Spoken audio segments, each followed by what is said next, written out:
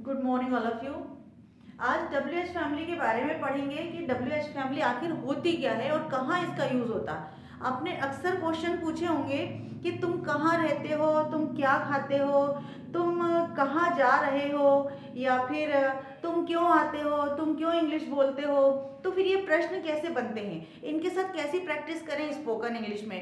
ये बहुत इजी है, इसके लिए कुछ बहुत ज़्यादा वर्ड की ज़रूरत नहीं। मैं 10-12 वर्ड कुछ ऐसे बता देती हूँ आपको, जिससे आप बहुत ज़्यादा प्रैक्टिस, मतलब ज़्यादा से ज़्यादा एट द मोस्ट बहुत ही ज़्यादा प्रैक्टिस करना है आपको और बन जाएंगे आराम से। तो थोड़ा सा पे अटेंशन टुवर्ड्स मी।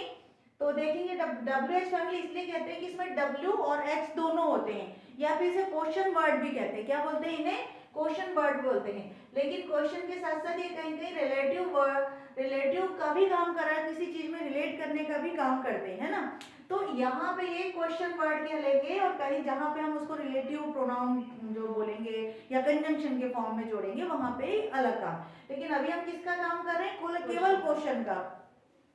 तो ये सब तो बिल्कुल ध्यान रखना। अगर आपको बहुत अच्छा नॉलेज हो गया है टेंस का, तो definitely you will be enhancing your English. Okay, तो यहाँ पे ध्यान रखना है कि ये केवल केवल ये जो हु है, डब्ल्यू एच जो हु, यही केवल एक ऐसा डब्ल्यू एच फैमिली मेंबर है जिसमें केवल और केवल आपको नाम लिखना है ना। पहले तो इसको चेक कर लो कि नहीं, किसी के बारे में पूछा तो आपको नेम पुट अप करना पड़ेगा, जहां से जहां नेम। कैसे पूछोगे? हु आर यू, तुम कौन हो। हु इज शी, वो कौन है। हु इज ही, वो कौन है। Who is your mother, who is your sister, ऐसे भी क्वेश्चन बन जाएंगे। हु एम आई, मैं कौन हूँ, है ना। क्लियर? यानी यहाँ पर आपको केवल और केवल नाम लिखना है, ठीक है ना। Who was knocking at the door, knock दरवाजे पे कौन नॉक कर रहा था, ये भी हो सकता। हु विल कम, कौन आएगा विद मी, कौन आएगा, who will me.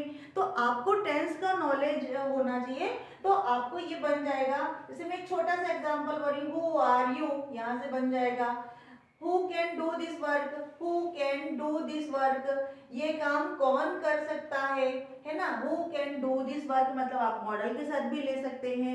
Who are knocking at the door, who are, कौन ठोक रहा है, या हु इज लगा तो ज्यादा होंगे तो are is. Who is knocking at the door, K N O C K, knocking at the door, at the door. मतलब आपको चेक करना है कि आप किसी भी टेंस में बात कर सकते हैं, मॉडल वर्ब में बात कर सकते हैं, इसको आपको कोई प्रॉब्लम नहीं आएगी।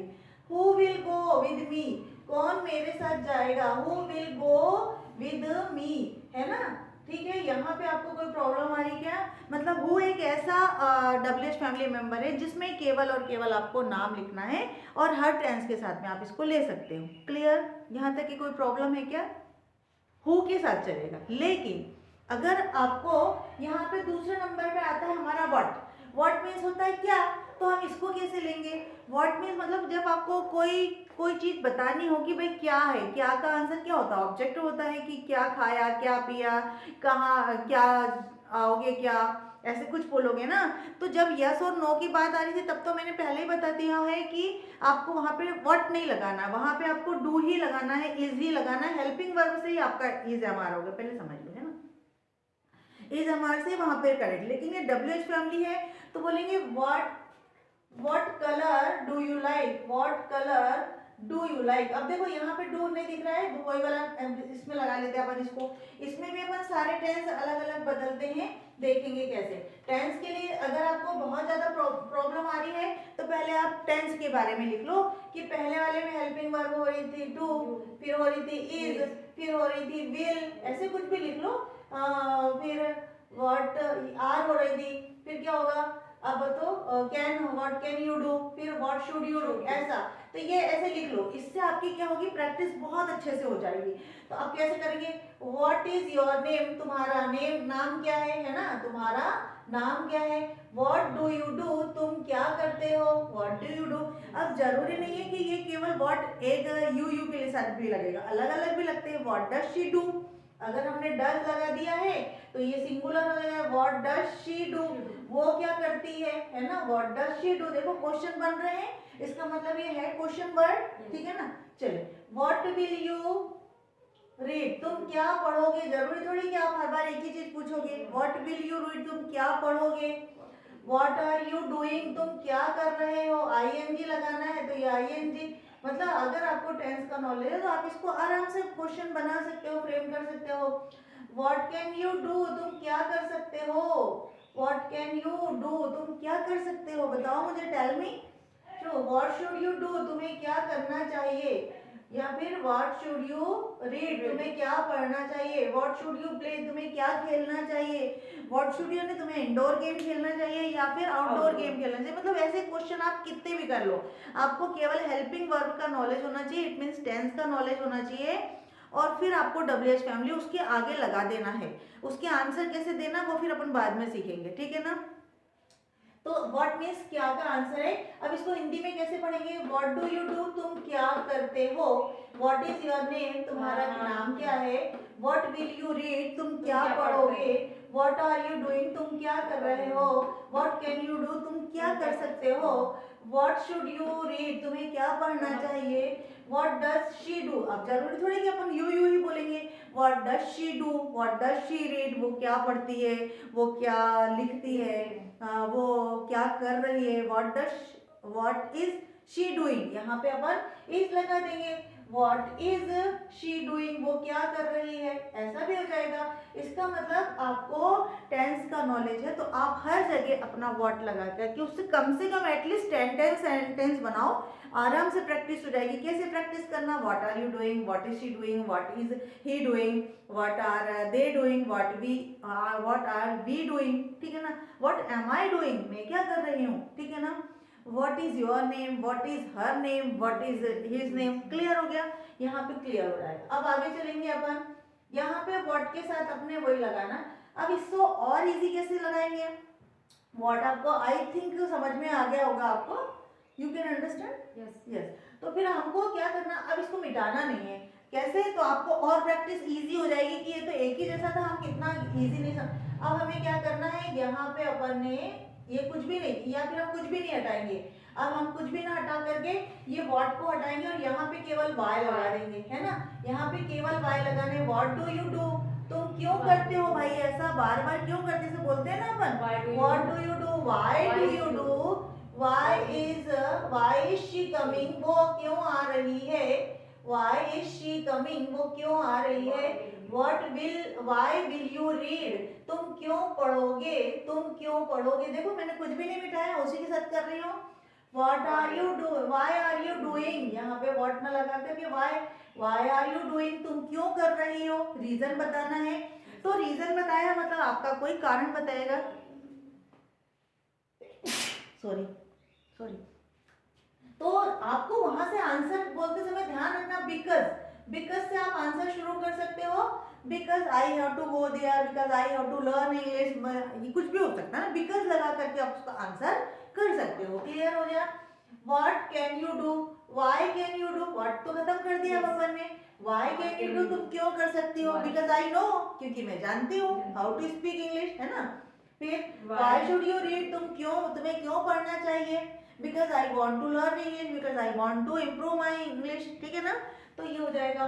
वाई डज शी डू, वो उसे क्यों करना, वो क्यों करती है ऐसा बोलते हैं ना, वो बार बार ऐसा क्यों करती है। वाई डज शी डू, ये सिंपल प्रेजेंट टेंस इसलिए डज तो एज इट इज लगा दिया। मतलब आपको कुछ भी नहीं करना है इसमें, प्रैक्टिस बस एज इट इज लिख लेना और इसके साथ प्रैक्टिस करना, तो आपकी स्पोकन इंग्लिश बहुत तेजी से इंप्रूव हो जाएगी। वाई इज शी डूइंग, वो क्यों कर रही है ऐसा, है ना। सो या फिर और जोड़ दो इसको आगे, सो कर दो, सच कर दो, ऐसे जोड़ते जाओ। आपको पहले छोटे छोटे सेंटेंस के साथ प्रैक्टिस करो और फिर आपको बड़े सेंटेंस के साथ में प्रैक्टिस करना है। क्लियर हो गया। अब ऐसा हर जगह करना है, ये मिटाना नहीं है अभी आपको। इसके साथ प्रैक्टिस करके अब अपन आ जाते वेयर यानी जब प्लेस, जब आपको रीजन नहीं बताना है, अब आपको प्लेस बताना है कि तुम कहाँ रहते हो, तुमने कहाँ पढ़ते हो, तुम कहाँ कोचिंग जाते हो, तो ये करना है। देखेंगे कैसे। अब इसको मिटा देते हैं अपन, यहाँ से थोड़ा सा इसको इरेज कर देते हैं ना, इरेज करते हैं और फिर देखते हैं। अब ये है कि इसमें प्लेस बताना है तो थोड़ा सा आपको सोचना भी पड़ेगा। भाई प्लेस के लिए आपने वेयर पूछा है, पहले तो वेयर का कॉन्सेप्ट क्लियर कर लो दिमाग में कि जब किसी जगह का नाम आएगा या कोई अंदर की, बाहर की, ग्राउंड की, स्कूल की ऐसी बात आएगी तो आपको वहां पे वेयर लगाना है। क्लियर हो जाएगा। अब वेयर डू यू डू, तो ऐसा तो नहीं हो जाएगा ना वेयर डू यू डू, तुम कहाँ करते हो। तो हो सकता है, क्यों नहीं हो सकता है। वेयर डू यू डू, तुम कहाँ करते हो, काम कहाँ करते, where do you do your work, ऐसा कुछ थोड़ा सा उसको आप चेंज करना पड़ेगा ना, तुम तुम्हारा काम कहाँ करते हो, जॉब कहाँ करते हो, ये हो जाएगा। वेयर इज शी कमिंग, वो कहाँ आ रही है, वो कहाँ आ रही है। वेयर विल यू रीड, तुम कहाँ पढ़ोगे, पढ़ोगे, विल आ जाए, फ्यूचर का आ जाएगा। वेयर आर यू डूइंग, तुम कहाँ कर रही हो। वेयर कैन यू डू, तुम कहाँ कर सकती हो, घर में कर सकती हो, बाहर कर सकती हो। वेयर आर यू लिविंग, तुम कहाँ रह रही हो।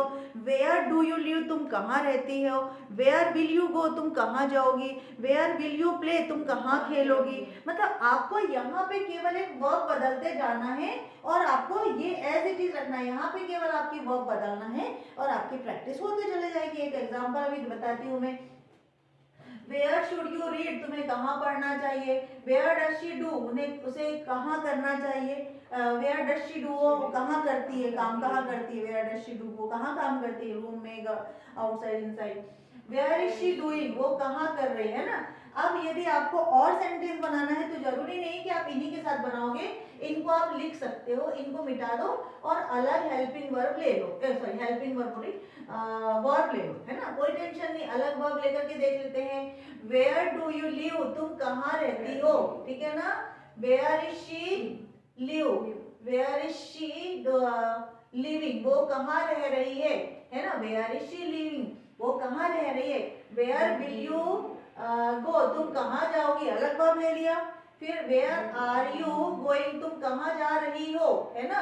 या फिर वेयर वर भी लगा सकते हैं ना, वेयर वर यू गोइंग, तुम कहाँ जा रही थी, है ना, तुम कहाँ जा रही थी। वेयर कैन यू गो, तुम कहाँ जा सकती हो। वेयर कैन यू प्ले, तुम कहाँ खेल सकती हो, ऐसा कुछ भी लगा सकते हो यहाँ पे, ऐसा कुछ नहीं है ना, प्रैक्टिस होना चाहिए। वेयर शुड यू प्ले, तुम्हें कहाँ खेलना चाहिए, है ना। फिर वेयर डज ही प्ले, उन्हें वो कहाँ खेलता है। वेयर डज ही प्ले, वो कहाँ खेलता है। वेयर इज शी प्लेइंग, वो कहाँ खेल रही है ना। देखो सब जगह क्वेश्चन मार्क है, ये क्वेश्चन मार्क बना दिया। इसका मतलब आप वेयर के साथ लगाओगे तो आपको बन जाएगा कि आप वेयर के साथ प्रश्न कैसे पूछते हो, है ना, इजी थिंग। मतलब अगर स्पोकन इंग्लिश में अगर आपको बहुत 1 महीने का टाइम चाहिए और 1 महीने में आपको देना है तो आपको कम से कम एटलीस्ट 2 से 3 आवर्स बैठ जाना चाहिए, 2-3 घंटे आपको रेगुलर बैठना है, उसकी बहुत ज़्यादा प्रैक्टिस करना है, बढ़िया अपने रजिस्टर में उतने ज़्यादा क्वेश्चन बनाना है, उतने ज़्यादा माइंड को मतलब फ्रेश अप करना ही पड़ेगा कि भाई मुझे ये वेयर के साथ प्रैक्टिस करना है, व्हाट के साथ प्रैक्टिस करना है, बिल्कुल थकना नहीं है। डोंट मतलब never give up, give up तो करना ही नहीं कि अरे ये तो इतना नहीं बन रहा, नहीं बन रहा, बनेगा, सब बनेगा, धीरे धीरे बनेगा। तो वेयर के साथ प्रैक्टिस हो गई, ऐसे ही आप व्हेन के साथ प्रैक्टिस कर सकते हो, ऐसे आप विच के साथ प्रैक्टिस कर सकते हो, ऐसे आप हुज के साथ प्रैक्टिस करते हो, हाउ के साथ भी कर सकते हो। हाउ डू यू डू, तुम कैसे करते हो। हाउ आर यू रीडिंग, तुम कैसे पढ़ रही हो। हाउ डू यू टीच, तुम कैसे पढ़ाती हो। क्लियर। तो ये सब टेंस का कमाल है और ये तो हमें वैसे के वैसे ही लगाना है, इसलिए मैंने इसको पूरा लिख दिया। तो कोशिश कर, मैं मतलब आई होप आप अच्छा ही पढ़ोगे और प्रैक्टिस करोगे, जितना ज़्यादा प्रैक्टिस करोगे आपकी इंग्लिश अच्छी एनहांस होती है। If you like this video so please like share and subscribe and please do comments. Okay, thank you.